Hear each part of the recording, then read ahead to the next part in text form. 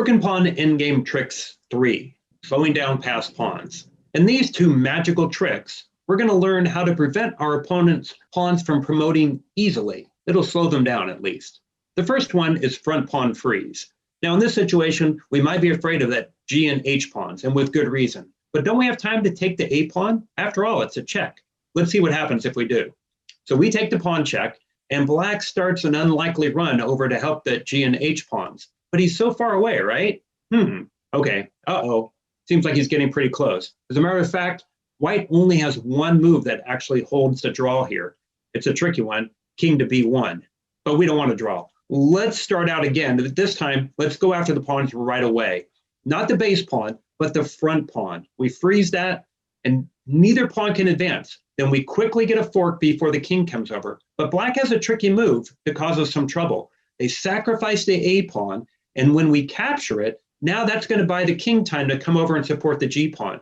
We have to realize that we will be giving our rook away on G1 for their new queen. In the meantime, though, we can go and take that A pawn that we didn't take earlier. And 6 or 7 moves later, when they've finally pushed and promoted, we give away our rook, and our king has by now made it into their position to go take their pawns. We should win the game. Now, our second one is called rank cut. In this one, our goal is to keep our opponent's king away from supporting their pawn. In this case, the G pawn as it marches down the board. Let's see why file cut doesn't work. File cut is usually reserved for keeping your opponent's king away from your pass pawn. Here, if we try to use it to keep their king away from supporting their passer, it doesn't do any good.